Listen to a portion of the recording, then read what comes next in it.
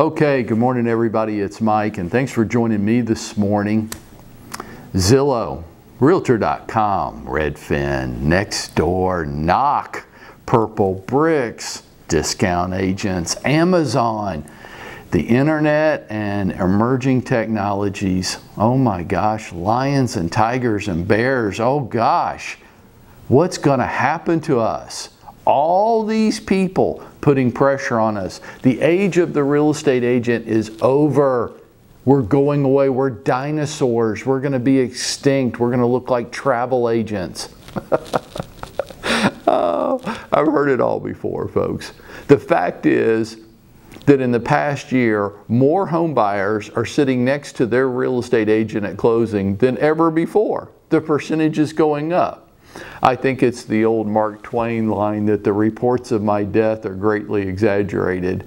Folks, I've been hearing this crap for 30 years, that the real estate agents are dinosaurs and they're going away. Zillow had announced some changes last week where, you know, for years and years they've been saying that they're not our competitor, that we're actually their customer. So we have nothing to be afraid of. They're actually the good guys. We're actually their customers. They're here to help us. Never really felt like that to us, did it? But they kept saying it over and over again. And now last week they announced that they're going to get into the brokerage business and they're going to start hiring agents on salary to deal with home buyers that come off of their iBuying purchases. Okay, so now they are competitors. Were they liars? I don't think they were liars. I think business models change and emerge. Yours should. Theirs did. There's lots of competition out there. They're just another one.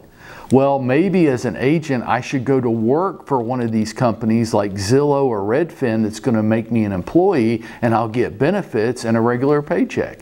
Hey, if that's what you want, that's absolutely what you should do.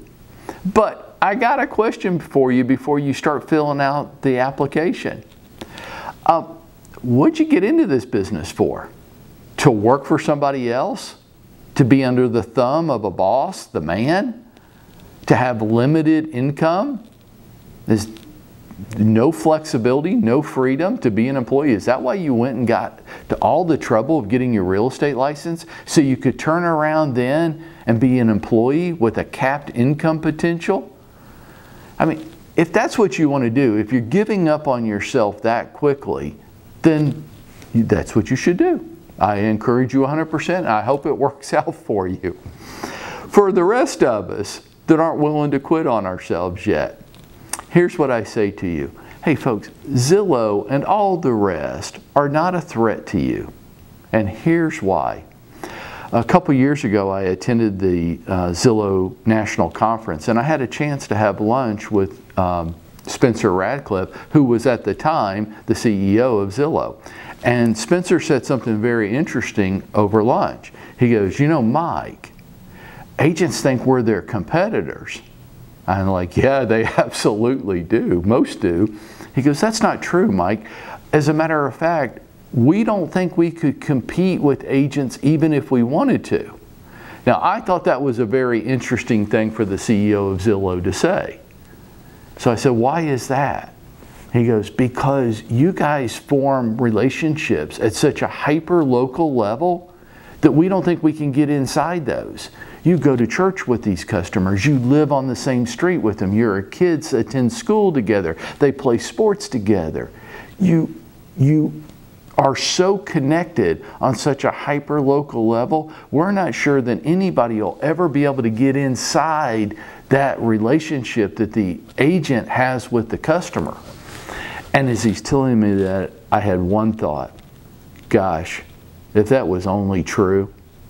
If that was only true, you're exactly right. We would be able to go to sleep at night, lay my head down on the pillow, and never have to worry about what another competitor may or may not make me extinct. Folks, I want to ask you a question this morning. Are you forming relationships with people at that level? Or did Zillow finally wake up and say, hey, you know what? Agents aren't doing their job. Their job was to go out and connect with people, to join networking groups, to be participatory in their community, to get involved and be connected to people on an everyday, real life way, and to stay connected with them as much as possible. And we don't think agents are doing that anymore. We think they're just sitting back, running ads, waiting for people to call them. And that's not what it's all about. So if they're going to do that, we can beat them. We can, if they're not going to form hyper-local relationships with people, we can absolutely beat them. And they're right. But folks, they don't have a chance in hell if we just go out and do our jobs. If we just connect with people at the local level, our friends, our local connections, the people we're involved with in our lives, people want to do business. Tell me this, because if you don't believe this, then nothing I'm going to say to you this morning is going to resonate.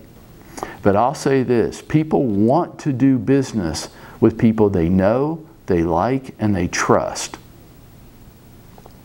Over 90% of consumers spoke to one agent before they bought or sold a house last year. Over 90% spoke to one agent before they bought or sold a house last year.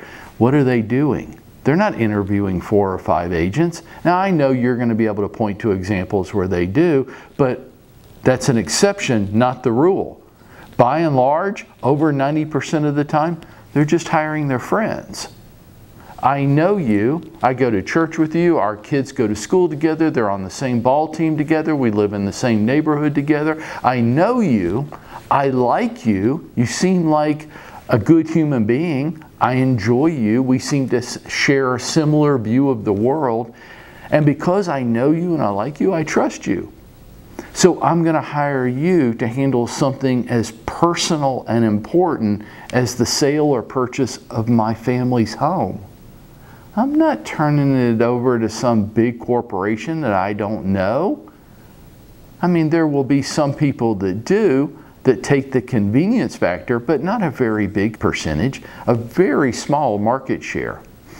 If we just do our jobs, if we just get involved with people and give them the opportunity to know, like, and trust us. Are you using social media in your business, and are you using a lot of video? Are you posting at least 1 video a day? Do you have a video message that you're sending out to your entire network via email every week? Are you involved, actively, participatorily involved in networking groups in your community? Are you getting out there, and are you getting connected to people? Because folks, I'm going to tell you, if you do, nobody's going to be able to beat you. You don't have anything to be afraid of. This is Mike, and I need you to go out there and make it happen for yourself today.